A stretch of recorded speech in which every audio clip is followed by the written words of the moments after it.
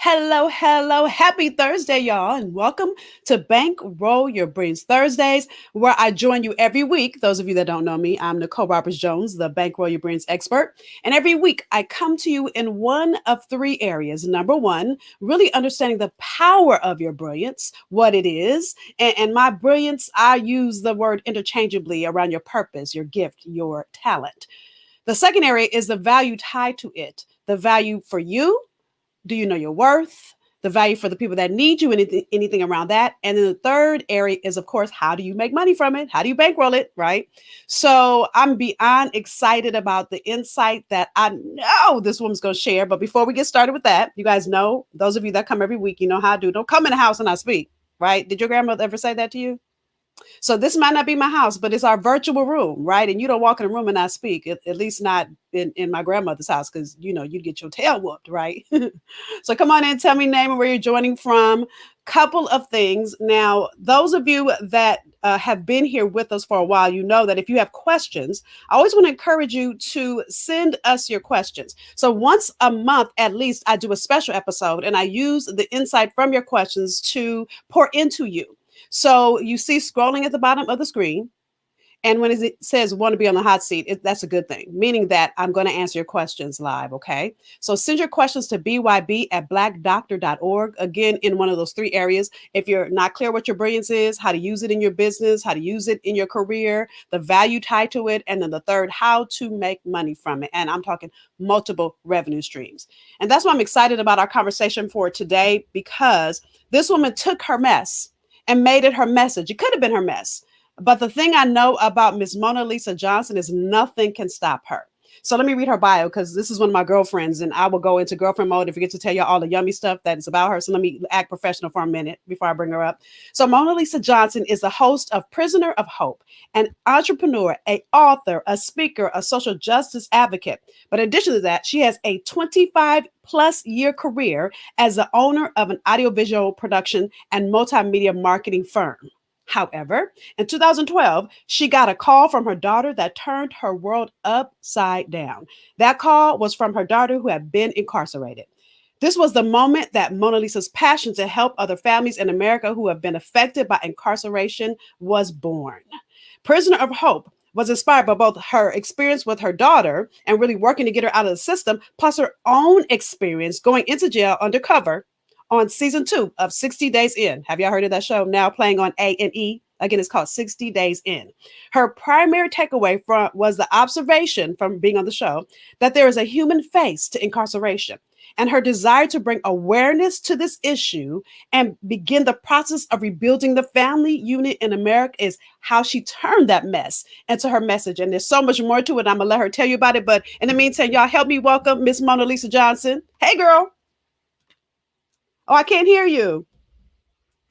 I can't hear you. Listen, we were playing technology when we got on, so I'll keep talking until now. I see some of you guys have made comments. So hello, Jared, and hello, Tina, and hello, Cherie. Want to test your mic one more time, Mona? I can't hear you. I don't know why. Look, we tested before she got on, and it was good. And then I had the nerve to say, "Girl, I want to see your face. Pull your camera forward some, right?" And I probably messed up her audio for her because I said that. So come on in. Those of you that have questions, comments, thoughts as she's working on her audio, share. So the thing that I want to say about Mona Lisa while she's working on her audio is when Mona Lisa, now listen, many of you guys are already successful, and then something happens to you in your life and it shifts the foundation, right? So what Mona Lisa's not going to say, she's going to kill me because I'm getting ready to say this, but I'm getting ready to say it because her mic's not working yet. So Mona Lisa, her production company has worked with, and some TV shows you've seen, some commercials you've seen, some, like previous presidents that we've seen. She's done work with some really heavy hitters, right? Now she's gone, so she'll be back in a minute. So when her daughter called her, made that phone call, the thing that I would say, knowing her the way that I do and having the privilege to have worked with her through it, is it could be a hard pill to swallow. When you are working with heavy hitters, when your name is huge in an industry, and then you have this moment that doesn't just devastate you, but could devastate your brand. Do you tell people your daughter's incarcerated? Do you tell people that you're going through this thing with your family? And not only did Mona Lisa stop caring about what people said and stop caring about judgment and stop letting perception stop her, she saw this as God's platform to take her gift, and she's created some great programming around it. I'm going to let her tell you about it. So, as we're waiting, a couple of things I want to remind you. Every week, as our guests come on and share, I want you to do two things: share value that they're giving you. And number two, if you have questions, because we will answer them live. The third thing I want you to do is if any of what we share today, well, first of all, like the comment. I want you to like it. I want you to like this episode to see if your audio works now. No, it's still not working. I don't know why. Gotta love it. Let me see if it's something on my end. Um, Hold on, y'all. Nope, nothing on my end. So that I can see, because I'm not technologically inclined. I see you talking, it's not working. So like this episode so that it stays in the feed, because other people will then be able to hear the insight that she's going to share. Right. And listen, this somebody must need this, and enemy's trying to keep her from it. So what we're gonna claim is we're gonna rebuke it. It's gonna find its way back, the audio. The second thing I want you to do is click below and share. Share this in your feed. Now, this is not about people seeing me or this episode, but what this is about. There it is. Yeah. Oh, can you hear me now? Yep, there you go. But it's echo. So click the audio and click echo cancellation in the How's StreamYard. that work for you? Perfect. Yay. Okay, so let me just say this last thing and then I'll hush. Look, That I've was been weird. talking and feeling it, girl. I was Sorry, saying that we can was really rebuke it. weird. Right, but you're here. So listen, the reason why I'm asking you guys to share this is there's somebody in your social media friends list, somebody in your reach that needs what Mona Lisa's getting ready to share. So with that, while you were off, Mona, I told the story of how as a prominent producer, right, working with some of the biggest names, y'all name it, she's probably worked with them, working on commercials and TV. When you got that call from your daughter, you could have been paralyzed by judgment and perception. So tell us a little bit about that experience and what really shifted you to begin to realize that this was a platform that God was beginning to build for you. So when I got that call, it was very interesting to say the least, because I thought, well, I was at the pinnacle of my career working with President Obama and all kinds of different A-list celebrities to get the vote out. And it kind of just took me to my knees when I got that call. I was very shocked. Never would I thought in a million years that I'd get a call from my daughter saying that, I've been arrested and I have actually done something, but, I need you to get an attorney because I'm in trouble. How that kind of shifted was that, I really had to come back and deal with life, my new normal. It was very, very difficult to adjust, to kind of be in my work world, and then still try to, you know, function as a human and as a normal person, as an everyday Mhm. individual. It was Well, difficult. and let's talk about that difficulty, because somebody's dealing with. Listen, those of you that are watching this, you might not be dealing with the exact thing, but here's what I know for sure: perception and judgment can keep you totally paralyzed. And for you, I mean, listen, she just told you. Now, I told you I was trying not to say names, but she just name drops, so now I can really say. So when she's working with President Obama, and it's not just President Obama. Again, you guys remember the campaign and all the celebrities that came through the campaign. And at the same time, she gets this phone call. So you're dealing with who you are, and your company is thriving, and then you're dealing with the emotions of, oh my God, my baby's in jail. But then you're also dealing with, do I tell people or not? So tell us about, how you got through that, because that could have like kept you like, oof, that's a whole deal right there. Well, to summarize it, I just really, the way I got through it was, first of all, I went and got the help that I needed. It took me a long time to figure out how to get that help. Yeah. I had to hit rock bottom in many, many areas, from emotionally to financially to physically. And then I just found all the help that I needed. And then after I found all of that help, that's when I created at first an organization called Parents with Incarcerated Children. Mm-hmm. And, I started telling people, hey, I need to find my tribe, because clearly the people that I'm currently around, are very judgmental. They're cutting me off. They're just not accepting me anymore. They're starting to, just judge me. Mm-hmm. So I tried to find a new tribe by trying to find people who experience the same thing. Mm-hmm. And that's when I started Parents with Incarcerated Children. Little did I know that there were so many people out there that needed this help and needed these resources and wanted to find a tribe of people that they could talk to. I had to really expand it because it was more than just parents. It became husbands, it became brothers, sisters, cousins, best friends, lovers, all kinds of things. Mhm, mhm. That's And when I so started Prisoner of Hope. and the thing that I think is so deep, y'all, one of my favorite Bible verses, those of you that are here for the first time, I'm a God's girl. So if you didn't know, you about to know. Is all things work together for the good. Now the Bible verse don't say some things, it don't say a couple things. It says all things work together. So here's what I want you guys to get, and I want you to share this, and we'll talk more about how she got through it. And I want you to give us details because somebody needs to know you got help. Tell us what help looks like. Give us some details. But her production background, I want y'all to get this. And now she has something called the vault. I want you guys to, not want you guys, I want you to tell them about the vault, but it really is full circle for you because it takes this whole thing you went through and your background and it begins to blend those two things together. So tell them about the vault. Well, the way it started, the way those two things started to blend together, first and foremost, is there were so many people who needed help. I could no longer do the one-on-one. It was just Mm-hmm. impossible. Mm-hmm. Thousands and thousands of people, especially after we started airing in different countries on Netflix, on Hulu, and on Prime and stuff like that. Right. When our show started to air in these countries, I mean, people started coming out of the woodwork And she's talking needing about help. Prisoners of Hope, by the way. Those of you that are not prisoners, is it which show you're talking about when you say it started? Is it Prisoners of Hope? Oh, that was the show on A&E, 60 Days In. Okay, so the show you're talking about that started airing and people started calling was that? 60 Days In, where I went to jail undercover. Okay. That show is still airing, actually. And it just became overwhelming. And then I started coaching with someone named Nicole.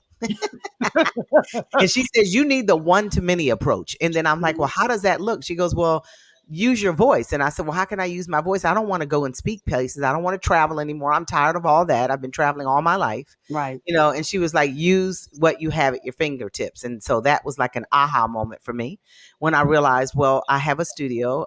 We create videos for many people all over this world. Why don't I just create a healing team, Mm-hmm. including myself, of people who can address the topics and issues that I personally actually experienced, like getting over the grief or getting over the guilt and shame. Mm-hmm. That. So what we did was we created a slew of videos and we categorized them by the topics that I knew people would need help with: self-development, how to actually go visit prisons for the first time. People might Mm-hmm. think that is an easy breezy thing. Like me, I showed up and I'm like, hey, I'm Monalisa. I came to see my daughter. And they're like, are you on the visitors I list? was And I gonna say, go, are you on the list? Because look, I've been what in prison list? too. I got people in prison too, so I already know, right? But I'm like, what list? I'm on Right. every list. No, I'm just kidding. Okay. I'm just kidding. No, but that's But real. And it's like, no, how can I not be on this list? It's like, what do you mean I got to be like, put you on don't the know who list? I am. No, I'm My just kidding. daughter's in there. I should be automatically on the list, right? And I made light of it like that. And the lady cracked up at me and she's like, you know what? Because I recognize you, I'm going to slide you in this time. She goes, but you got to go through the system. And I was like, well, Mm, what's the system? Long story short, you have to go and apply to get in. You have to tell them who you are, show your birth certificate, all that kind of stuff. You just don't mhm. get into a prison. Okay. Yeah, yeah. So then, I started creating other categories like, get my little paper here. Mindset, self-discovery, Mhm. family relationships and parenting, knowing your rights, finances, post-incarceration So life skills. listen, look, she could go on for the next 3 hours because there's so many things. But this is what I want you guys to get. Everything she realized she needed and had to go find it the hard way. That's what I love about you, Mona, is that literally, sorry, it's Mona Lisa, but I get to call her Mona. So the thing I love about you is that you literally took everything you went through. And I'm gonna tell you, she spent hour upon hour. So she's making it sound like it was easy when she went through it. Even the jail visit, because I've been through that too. I got people in jail too. And just the background checks they make you go through and all the stuff they make you go through. So you took everything you went through. And again, I said, all things happen. All things work together for the good. Why did I say that? It says it in the Bible. So because you learned all these things, you have created a platform called the Vault. So real quick, before we keep talking, tell people, how do they get to the vaults if they're interested? Great question. So go to prisonerofhopetv.com/the vault. Mm-hmm. And there you can, subscribe for a 7-day free trial because ultimately it's a streaming station. That's what I Right. created. And then there's a network called, there's a network that once you join that you'll be able to talk to all of your own people in your own tribe. You'll be able to share your problems with no judgment and get some feedback. That's, good. And we just launched it like 2 weeks ago. So get in there, and tell people about it. All right, look, I'm trying to type. So it's prisonerofhope.tv, right? No, Uh-huh. prisonerofhopetv.com Yeah. backslash the vault. Like, and let me tell y'all. So I am 50. 1 years old, and my eyes don't work the same. So if I spell something wrong, please tell me because I can't see this far. The nerve, right? Okay, but there it is. Prisoner of Hope TV.com/ it's the vault. Hello, right? Hold on. prisonerofhopetv.com/the vault. The vault. Mm-hmm. Okay, so I'm gonna keep that up. And the reason I'm doing that is because even if you don't need it, somebody you know is dealing with somebody that has incarcerated somebody in their life.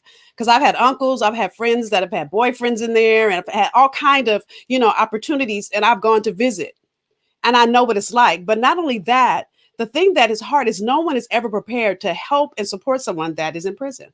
It's not like you go to class for that. It's not like emotionally, intellectually, because there's so many things you've got to go through. So, tell us what are some of the startling incarceration findings you've seen so far in your research? Black and brown people are being over incarcerated at Mhm. alarming rates, to the point where it is absolutely unfair and unjust. Yeah. Uh, 2.5 million Americans are incarcerated. That's more than any country in the world. In Mm. the world.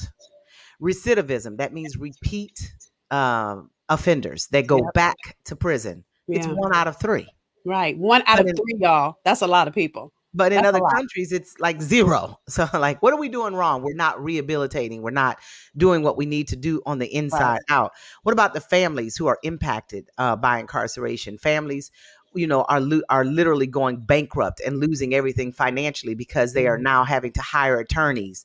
They're having to, put money on the books, visit 2 and 3 and 4 hours away, sometimes states Right. away, Right. with travel bills and new line items in their budget, essentially. Right. And it's a lot. And again, you don't prepare to go to prison. It's not like anybody says, "Oh, sign me up." So you're not ready. You don't have a savings account for that, right? So Right. when all these things happen, you got to figure it out at spur of the moment. You got to get a lawyer, like you said. There's so many variables. So those of you that know, again, Prisoner of Hope, TV.com, the vault, everything you need end to end from listen, black folks, we all need counseling too. Hello. So there's support in that arena. There's support, just everything you can think of. So now at this juncture, your daughter is out. Hallelujah, right?